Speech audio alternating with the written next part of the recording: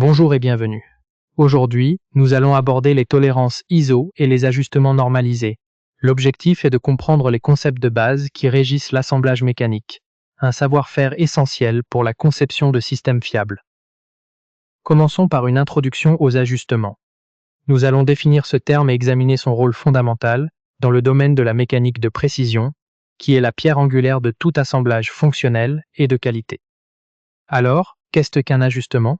En mécanique, il s'agit de l'assemblage d'une pièce contenante, appelée alésage, et d'une pièce contenue, l'arbre. Ces pièces mâles et femelles partagent une dimension nominale, mais ont des tolérances distinctes. Selon ces tolérances, les ajustements peuvent offrir soit un jeu positif, soit un serrage, soit un résultat incertain. Ce système est régi par les normes ISO, qui fournissent un cadre international pour ces tolérances. Quel est le rôle de l'ISO ? Il s'agit de l'Organisation internationale de normalisation, l'organisme mondial chargé d'établir les standards. Son système définit les tolérances applicables aux dimensions des pièces, avec une application très large qui couvre les pièces cylindriques ainsi que toute surface entre deux faces parallèles. Il est important de noter que la terminologie clé alésage et arbre est utilisée pour désigner respectivement les espaces contenants et les éléments contenus. Abordons maintenant les fondamentaux des tolérances. Cette section est cruciale car elle traite de la manière de gérer l'imprécision qui est inévitable dans tout processus de fabrication. Nous allons voir comment quantifier et maîtriser cette variabilité pour garantir la qualité. La nécessité de la tolérance vient du fait que les procédés de fabrication ne peuvent pas atteindre une précision absolue.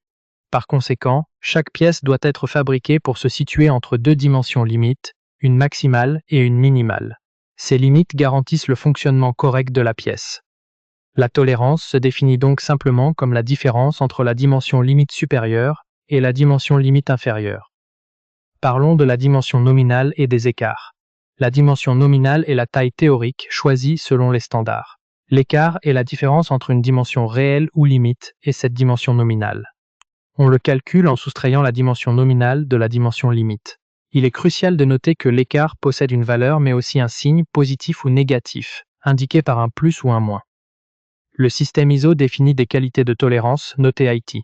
Pour une dimension nominale donnée, il existe toute une gamme de tolérances possibles. La valeur de la tolérance, sa précision, est symbolisée par un numéro de qualité. Il existe 18 qualités, numérotées de 0,1 à 16. Chacune de ces qualités, de IT 0,1 à IT 16, correspond à une tolérance fondamentale qui dépend de la dimension de la pièce. Outre sa valeur, la position de la tolérance est essentielle. Elle est définie par rapport à la ligne 0, qui représente l'écart nul.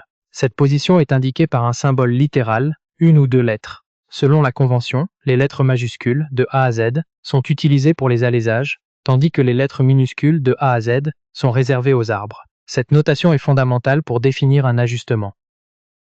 Maintenant que nous maîtrisons les notions de qualité et de position, nous pouvons explorer les principes des ajustements normalisés.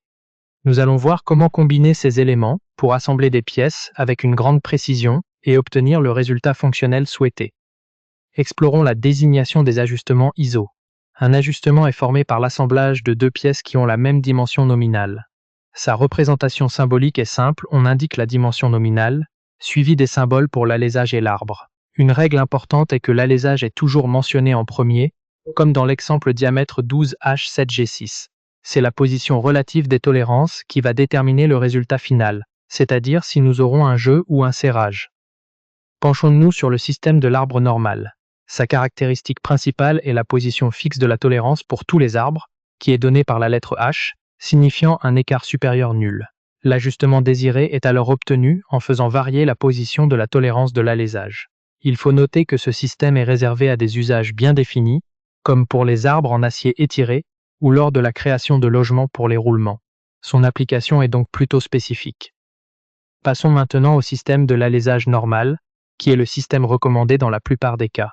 Ici, le principe est inversé. La tolérance de tous les alésages est fixe, représentée par la lettre H majuscule, ce qui correspond à un écart inférieur nul.